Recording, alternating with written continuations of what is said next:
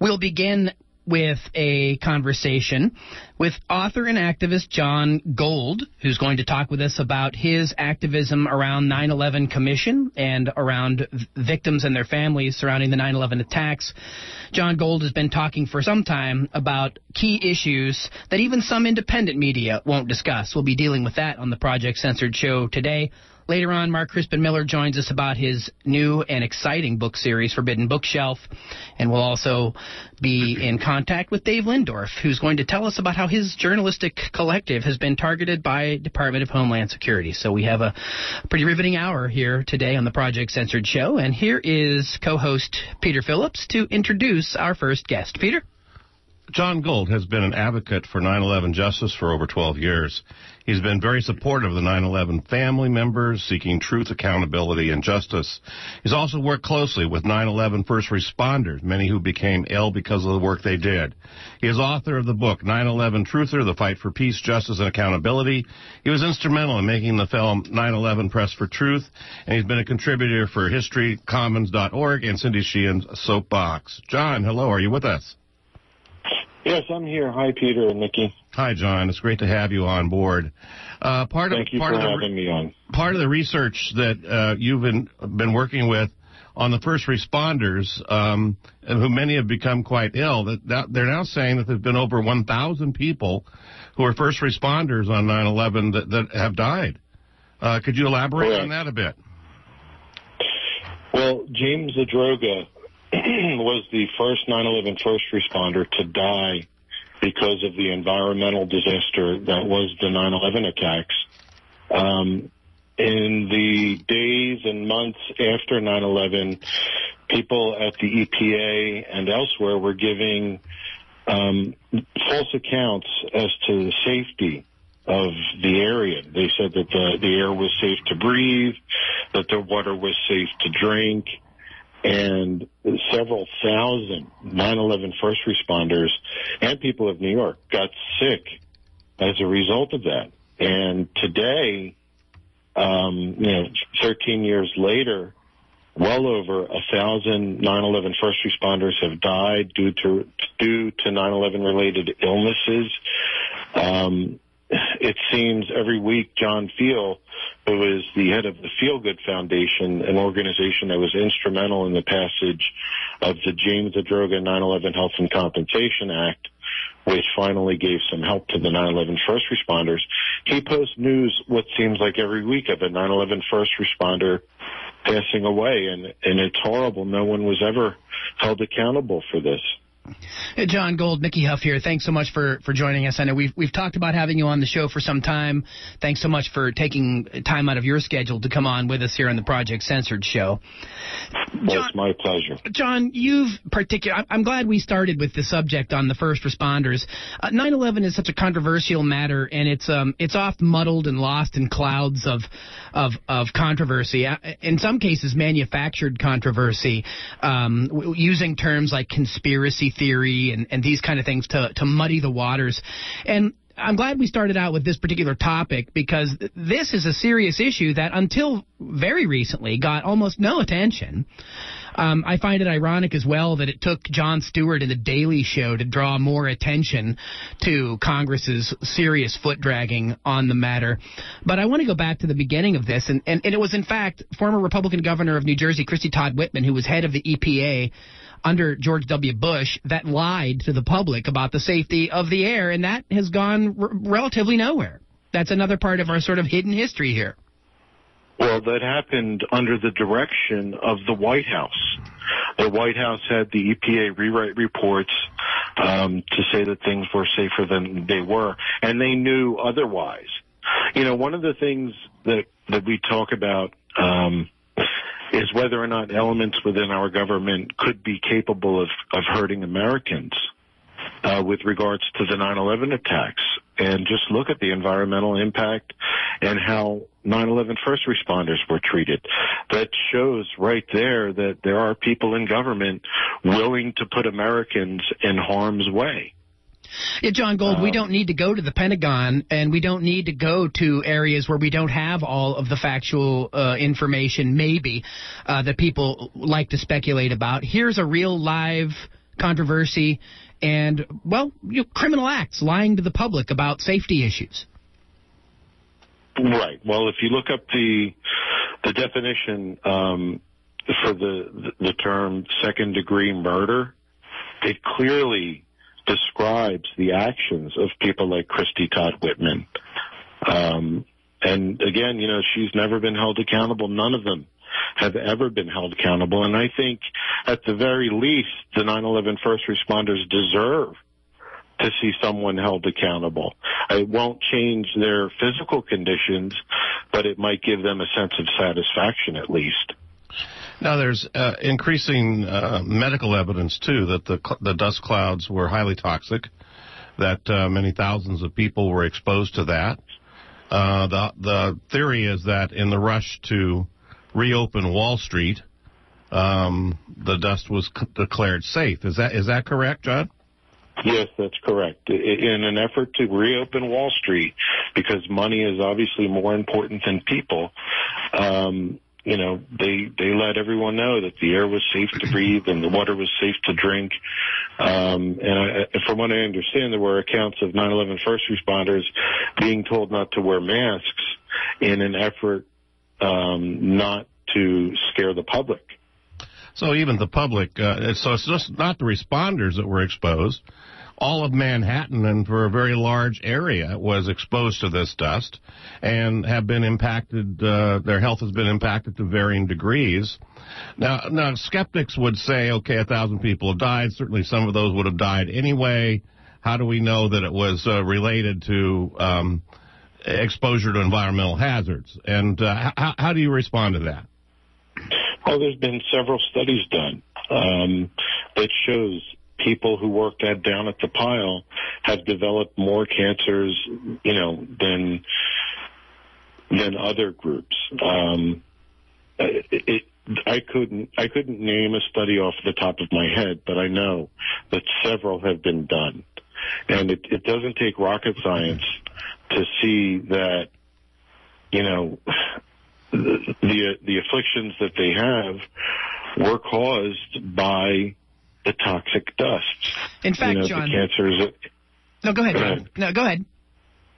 Well, I mean, they had cancer in the lungs. They had, some of them had what was called black lung disease, which is the direct result of breathing. Coal miners suffer from that. And these first responders have similar afflictions, and it's not rocket science. John, Mount Sinai Medical Center, of course, did a lot of work on this. There's a couple documentaries on it, Dust and Deceit. Even Juan Gonzalez did a book called Fallout, calling attention to this. Very serious matter, and as you said at the beginning, people are dying as a result of this. Not only, you just said that basically you're alluding to the toxic stew at the World Trade Center site. It has even made its way into books about the history of asbestos affliction in the United States. A book by a guy named Bowker had a whole chapter in the book on 9/11 and asbestos and so on. So this is a very real issue, certainly something I know that you have been active around, both the first responders as well as you were an instrumental person helping out early on with the so-called Jersey girls and the victims' families from 9/11. Could you tell us a little bit about that? Well, I honestly, I'm not going to say that I was helpful with the Jersey girls in getting the creation of the 9/11 Commission done, but, I've always been supportive of those family members seeking truth, accountability, and justice, especially, after the release of the 9/11 report. There have been many instances where 9/11 family members have questioned what we were told in the so-called definitive account of 9/11, which the 9/11 report was sold as, and they've gotten little to no attention whatsoever. And I could give you a couple of instances. Excuse me. The September 11th advocates, or otherwise known as the Jersey Girls, have released press releases questioning a multitude of things about what we were told about the 9/11 Commission itself. They've questioned, quote, the entire veracity of the 9/11 Commission. And each of these press releases has been almost completely ignored by the corporate media. In 2006, 9/11 family members Mindy Kleinberg and Lori Van Auken, who were both members of both the Jersey Girls and the 9/11 Family Steering Committee, wrote a report that showed how poorly the 9/11 Commission answered their questions. And that got no media attention whatsoever. The documentary, 9/11 Press for Truth, was released in September of 2006. That was virtually ignored by the mainstream media. And this is a documentary that calls into question the 9/11 Commission and its account, and it's endorsed by the family members that fought for it. You would think something like that would get attention, but instead what got attention at the time was Ann Coulter and her slanderous remarks against the Jersey Girls. It should have been the other way around. 9/11 Press for Truth should have gotten all the attention, and Ann Coulter should have been ignored. John, Go ahead. Yeah, well, John, I wanted to get to the commission itself. I mean, because you've done a lot of work on what's known about the commission, and I mean, even the legal lead counsel to the commission, John Farmer, said that the government agreed not to tell the truth about 9/11, called it a whitewash in his book, The Ground Truth. Philip Zelikow is a name you don't hear very often in public, but he was one of the chief folks behind the scenes, clearly distorting and directing what became the 9/11 official narrative. Can you talk more about that? Well, in my opinion, Philip Zelikow belongs in jail. I want to see him in a courtroom on the stand under oath with regards to his participation in the 9/11 cover-up. I think it's a thread that, if tugged on, could unravel the whole 9/11 cover-up. This is a man who had so many conflicts of interest within the Bush administration. He wrote the preemptive war strategy that was eventually used in Iraq. He was part of the Bush transition team. He wrote a book with Condoleezza Rice, and these are all things that a lot of people know. But some of the things that people don't know is that he wrote a complete outline with Ernest May of the final 9/11 report before the investigation even got underway. And I quickly want to say, Ernest May passed away, and the further away we get from that day, the harder it will be to get to the truth. And I just wanted to point that out. He rewrote the 9/11 report to be more favorable of Condoleezza Rice. In fact, he actually told staffers to believe Rice's account over Richard Clark's account. He tried to insert a false link between Iraq and Al-Qaeda into the 9/11 report. And 9/11 family member Lori Van Auken confronted him on this and said, "How dare you?"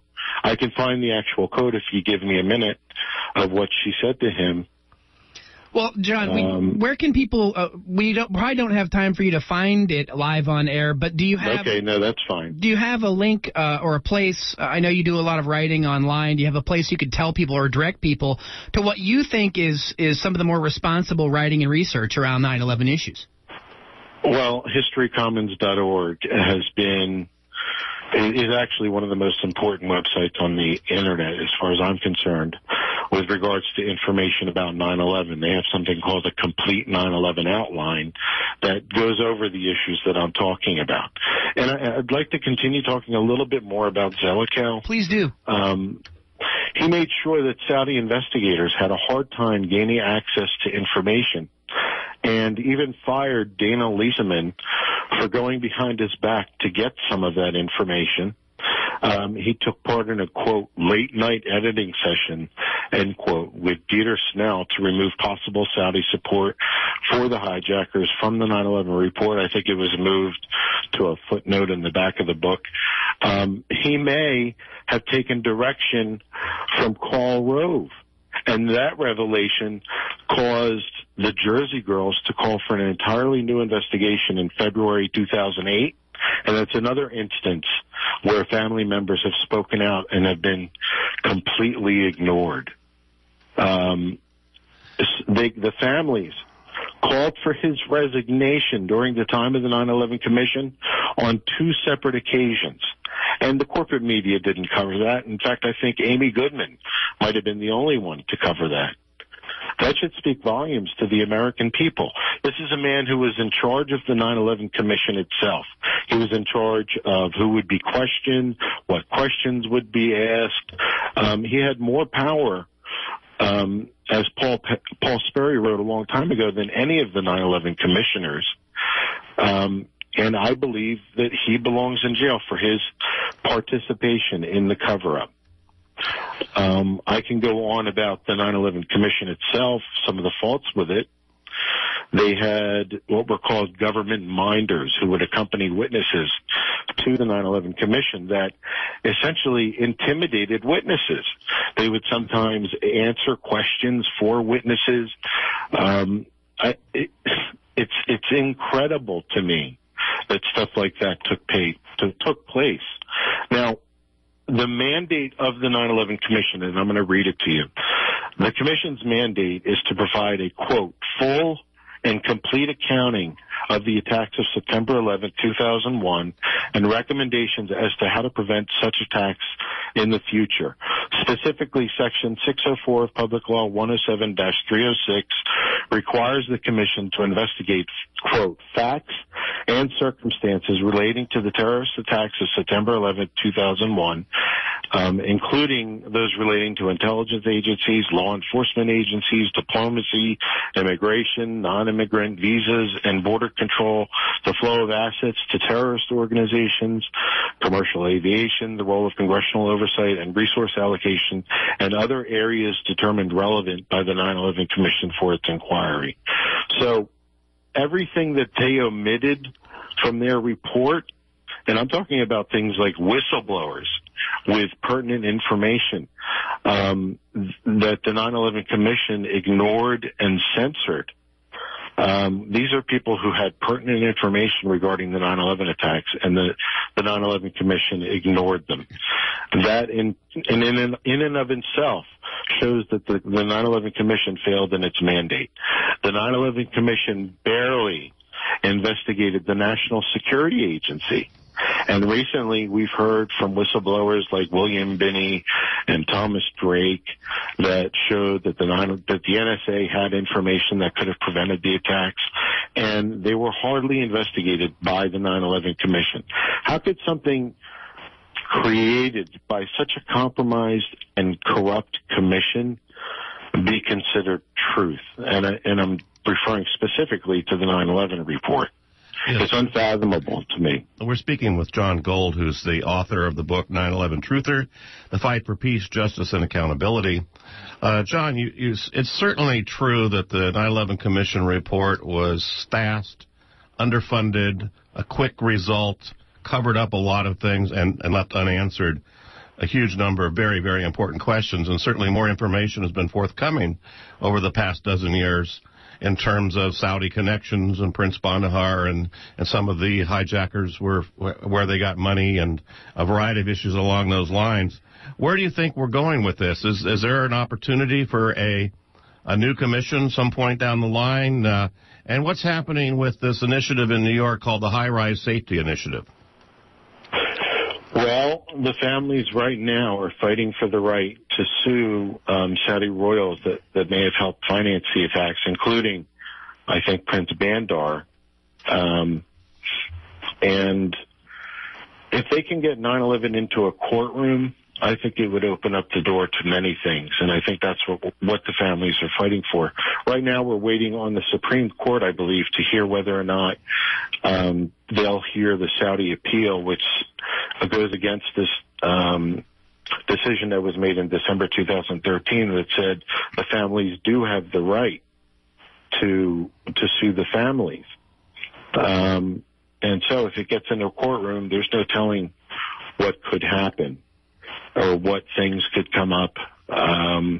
With regards to the initiative in New York City, it's getting actually a fairly decent amount of corporate media attention. I've seen articles in the Huffington Post and elsewhere, Washington Times, giving them some attention, but they're referring to them as conspiracy theorists. And, you know, the phrase conspiracy theorist or conspiracy theory is just a phrase used by the establishment to either silence or discredit dissent.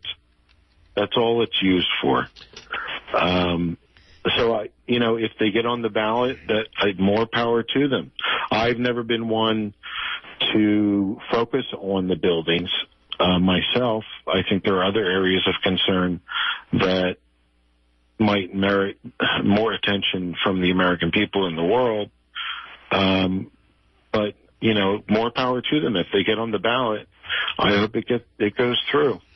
Well, John Gold, it's important to call attention to this, and as you said earlier in our discussion, the further we get away from the event, the more cemented in the minds of many become the official narratives that are in many cases manufactured out of thin air by people like Philip Zelikow and so on. So we want to thank you for your tireless activism and your attention, particularly your assistance with first responders and calling attention to the many problems of the ongoing cover-up via the 9/11 Commission. John Gold, author of 9/11 Truther, The Fight for Peace, Justice, and Accountability. Thank you so much for joining us on the Project Censored. Thank you, Peter and Nikki, for having me on today.